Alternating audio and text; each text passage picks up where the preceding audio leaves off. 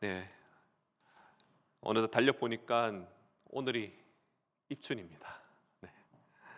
네, 그러나 아직 봄은 좀 더 기다려야 될 것 같습니다. 많이 추우시죠? 겨울이 언제 지나가나 싶지만 아마 곧 추위도 지나갈 것 같습니다.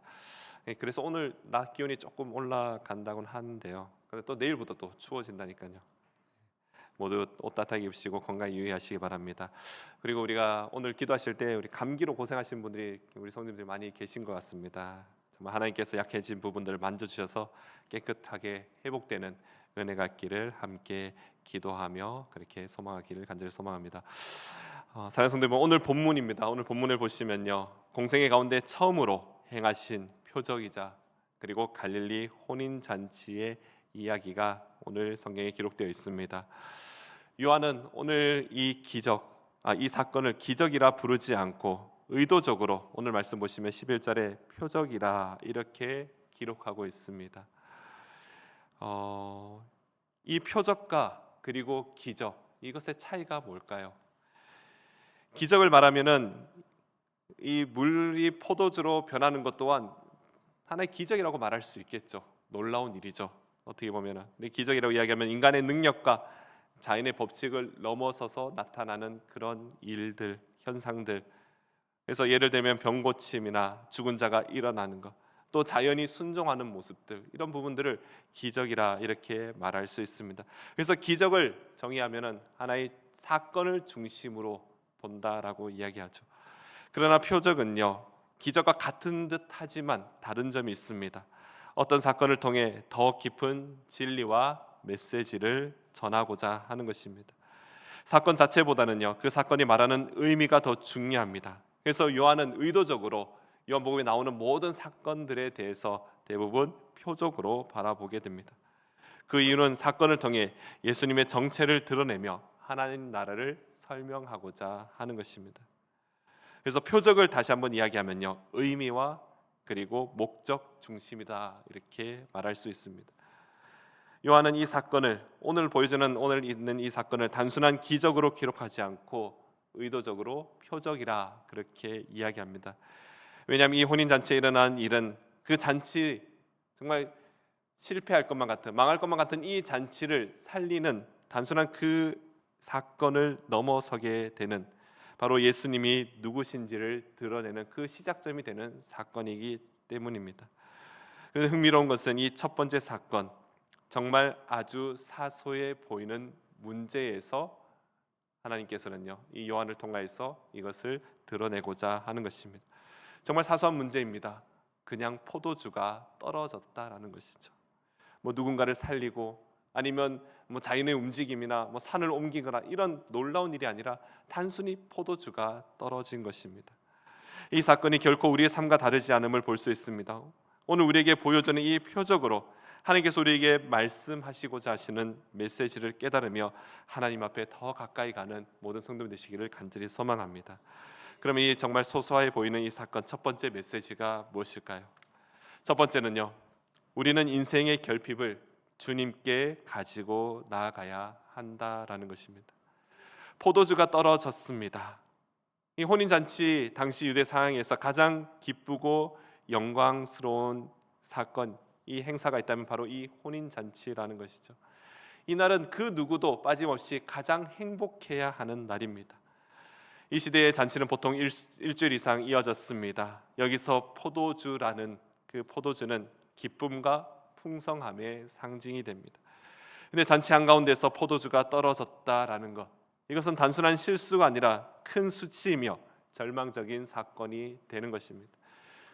정말 기뻐해야 될 그 자리에 한순간에 민망함과 실망, 그리고 잔치를 망쳐버리는 그런 사건이 되는 겁니다. 요한은 이 장면을 통해서 우리에게 우리의 현실을 비춰주고자 합니다. 겉으로는 잔치 같아 보이지만 어느 순간에 기쁨이 고갈되고 더 이상 내놓을 것이 없는 상태, 그 상태가 다가왔을 때 내 힘으로는 어쩔 수 없는 그런 상태가 있을 수 있음을 우리에게 보여주는 것입니다. 이런 상황에 예수님의 어머니 마리아가 등장합니다. 그녀의 행동을 주목해 보면요, 그녀는 당황하여 사람들에게 하소연하지 않고 곧장 예수님 앞에 나아가는 모습을 보여줍니다. 그리고 예수님에게 저들에게 포도주가 없다라고 말합니다. 이것이야말로 우리 신앙의 첫 모습이 되어야 하는 것입니다. 우리에게 어떤 문제가 있었을 때 그 문제에 당황하지 않고 하나님 앞에 이 문제를 가지고 가는 것이 너무나도 중요한 것입니다. 사랑하는 여러분, 포도주가 떨어졌다는 것, 축제가 끝나고 수치와 비난이 시작될 위기라는 것입니다. 우리 삶도 마찬가지입니다. 건강이나 재정이나 또한 우리가 생각지 못하는 상황 속에서, 그렇죠, 생각지 못했을 때 말 한마디로 인해서 우리의 관계가 확 틀어질 때가 있습니다. 그런 것들을 경험하실 때가 있죠. 이런 순간에 내가 어떻게 해야 될지를 모르는 그런 상황들이 우리에게 다가올 때가 있습니다.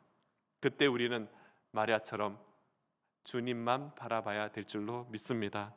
마리아는 예수님이 이 문제를 해결하실 수 있는 분이라는 것을 굳건히 믿었습니다.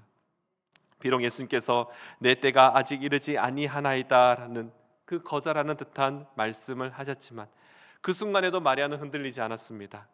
기적의 시작, 바로 나의 결핍과 나의 문제를 정확하게 주님 앞에 나아갈 때, 그때부터 그 기적의 시작이 시작되는 것입니다.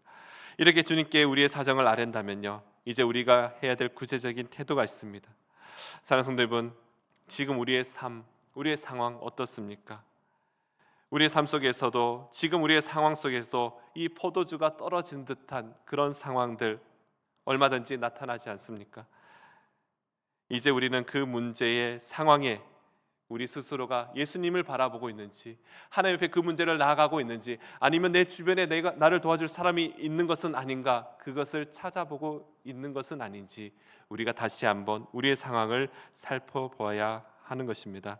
사랑하는 여러분, 우리 안에 있는 모습 그대로의 고백입니다. 우리 안에서 주님, 이제 제 힘으로는 되지 않습니다. 주님, 제가 나아가야 할 방향을 잃어버렸습니다. 주님, 이제 방법이 없습니다. 그러니 주님께서 도와주십시오. 이 고백이야말로 믿음의 출발이 될 줄로 믿습니다. 오늘 이 새벽에 우리의 모든 것을 다 내려놓고 나의 결핍과 나의 문제를 주님 앞에 가지고 나아가는 믿음의 성도 여러분 되시기를 간절히 소망합니다. 이럴 때 우리는요, 순종의 다음 단계로 나아가야 하는 것입니다. 그래서 두 번째는요, 무조건적인 순종이 기적을 열며 표적을 보여준다라는 것입니다. 마리아는 하인들에게 이렇게 이야기합니다. 너에게 무슨 말씀을 하시든지 그대로 하라라고 당부의 말을 합니다. 그리고 주님은 이해하기 힘든 명령을 내리십니다. 정결 예식에 쓰이는 돌 항아리 6에 물을 채우라는 것입니다. 이는 포도주를 위한 항아리도 아닙니다. 그저 그 시대의 풍습에 따라 율법에 맞춰서 정결 예식에 쓰이는 항아리입니다. 그리고 포도주가 필요한데 그곳에 물을 가득 채우라, 이렇게 말씀합니다. 오늘 본문에 등장하는 돌 항아리 6개, 어떻게 보면 유대교의 율법적인 전통을 상징하기도 합니다. 그 항아리에 물을 채우게 하심, 이는 어떠한 상징적인 의미가 있습니다. 이제 율법의 시대는 지나가며 예수님이 오신 이때부터 은혜의 시대가 시작되었음을 선포하는 모습입니다. 더 놀라운 것은 하인들의 반응입니다. 그들이 물을 아기까지 가득 채웠고 이제는 그것을 떠서 연회장에 갖다 주라라는 명령에도 즉각 순종하는 모습을 보여줍니다. 순간 이런 생각할 수 있지 않을까요? 아니, 여기에 물을 가득 채웠는데 이 물을 갖다 주라고? 하인들 마음속에 분명히 이렇게 생각하는 마음들이 있었을 것입니다. 그러나 이들은 자신의 생각 판단을 다 내려놓습니다. 순종하여 그 물을 연회장으로 가지고 간 것입니다. 이러한 순종의 결과 정말 모두를 놀라게 하는 그런 반전으로 이어집니다. 결과도 놀랐지만 우리가 여기서 정말 주목해야 될 것은요, 바로 믿음의 순종입니다. 바로 이 모습이 하나님의 놀라운 역사를 만들어내게 되는 것입니다. 결과가 어떻습니까? 물이 포도주로 변하는 그 표적을 순종한 이들을 보게 됩니다. 그렇게 물이 포도주로 변하는 것을 이들은 경험하며 이에 하나님의 뜻이 무엇인지를 우리는 발견할 수 있어야 하는 것입니다. 그래서 세 번째는요, 문제를 최고의 기쁨으로 변화시키는 하나님의 능력을 우리는 볼 수 있다라는 것입니다. 연회장은 물이 포도주로 된 그 포도주의 맛을 보며 정말 모두가 놀라게 됩니다. 보통은 처음에 좋은 것을 내고 나중에는 낮은 것을 내는데 이들은 지금까지 좋은 포도주를 두었다라는 그런 평가들이 나오게 되며 그들을 극찬하게 되는 겁니다. 바로 하나님께서 개입하실 때, 주님께서 개입하실 때 결핍의 현장이 이전보다 더 풍성하고 질 높은 기쁨의 축제의 장으로 변하게 되는 것입니다. 우리는 이 장면을 볼 때 복음의 능력이야말로 이러한 모습이다라는 것을 우리는 깨달을 수 있습니다. 주님은 부족함을 겨우 메우시는 정도가 아니라 이전과 비교할 수 없는 최고의 것으로 바꾸어 주시는 것입니다. 복음의 맛이 이렇습니다. 복음이라는 것은 그냥 기쁜 소식 그렇게 생각할 수도 있지만, 그러나 이것을 경험한 사람, 복음의 맛을 경험한 사람들은요, 하나같이 이렇게 얘기합니다. 왜 내가 이것을 몰랐을까라는 것이죠. 이 기쁨을 조금이라도 더 빨리 알았으면 하는 그런 생각들을 하게 되는 것입니다. 포도주의 맛, 이전보다 더 풍성하고 질 높은 잔치로 바꿔버렸습니다. 모두가 이렇게 좋은 포도주 어디에서 가져왔는가 궁금해했습니다. 9절 말씀해 보시면요, 물도온 하인들은 알더라라고 이야기하죠. 세상 사람들은 이 기쁨이 어디에서 왔는지 모르지만 정말 말씀에 순종하며 무거운 항아리에 있던 물을 날랐던 그 하인들만이 이것을 알고 있다라는 것입니다. 하인들이 이 기쁨을 이 연회장 사람들에게 설명한들 이 연회장 사람들이 그것을 제대로 이해할 수 있을까요? 복음의 기쁨이야말로 정말 비슷하다는 것입니다.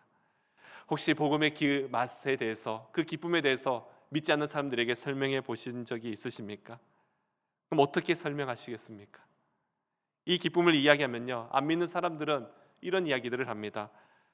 교회나 절이나 성당이나 믿는 것은 다 똑같지라고 이야기를 해요.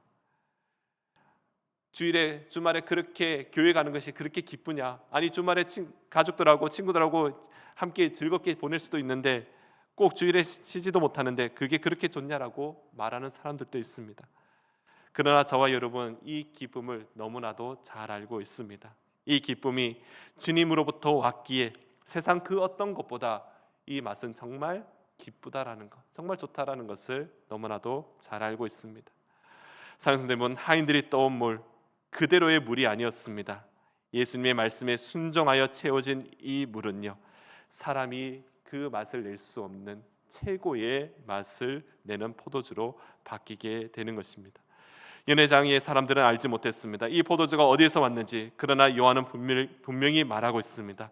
예수께서 이 첫 표적을 행하여 그의 영광을 나타내심에 제자들이 그를 믿으니라. 이 표적의 목적 단 하나였습니다. 그냥 이 잔치에 생겨난 소소한 문제를 해결하는 것이 아니라 그것을 뛰어넘어 사람들이 예수님을 믿게 하는 이 놀라운 이야기로 넘어가게 되는 것입니다. 말씀을 정리합니다. 예수님은 오늘도 우리에게 말씀하시고 또 오늘도 우리와 함께 하실 줄로 믿습니다. 그리고 우리에게 이렇게 명령하시죠. 항아리에 물을 채우라. 이제는 그것을 떠서 가져다 가라. 주님은 우리에게 완성된 포도주를 먼저 요구하지 않으십니다. 다만 빈 항아리와 그리고 순종만을 요구하고 계십니다. 오늘도 만약에 기쁨이 말라있는 그런 영역이 우리 안에 있다면요, 그 자리를 숨기지 말고 주님 앞에 나아가시기를 소망합니다.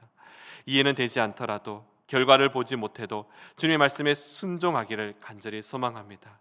기적을 구하는 자리에서 멈추지 말고 표적이 가리키는 예수님을 믿는 자리로 나아가기를 간절히 소망합니다. 그때 우리의 정말 평범한 그 삶을 은혜의 삶으로 바꾸시는 그 하나님의 놀라운 능력을 경험하며 오늘 하루도 하나님과 동행하며 나아가는 예수 그리스도의 모든 성도들 되시기를 간절히 소망합니다. 기도하겠습니다. 사랑과 은혜가 풍성하신 하나님 아버지, 오늘 혼인잔치의 표적을 통해 우리 인생의 참된 기쁨이 어디에서 오는지를 보게 하시니 감사드립니다. 우리의 삶에도 포도주가 떨어지는 그런 상황들이 있음을 고백합니다. 기쁨이 사라지며 힘이 다하여도 더 이상 내 힘으로 할 수 없을 그 상황이 올 때, 그럴 때 내 주변에 그 도움을 찾는 것이 아니라 주님을 떠올리며 주님 앞에 그 문제를 가지고 가는 지혜로운 백성들이 다 되게 하여 주시옵소서. 비록 이해되지 않는 그런 하나님의 명령이 있다 할지라도 무슨 말씀을 하시든지 그대로 순종하는 그 믿음의 순종이 우리 삶 가운데 있어 그렇게 주님의 은혜를 경험하는 모두가 되게 하여 주시옵소서. 오늘 하루도 나의 삶을 통해 하나님의 영광을 드러내는 그 삶을 살아가게 하여 주시옵소서. 감사드리며 예수님 이름으로 기도드립니다. 아멘.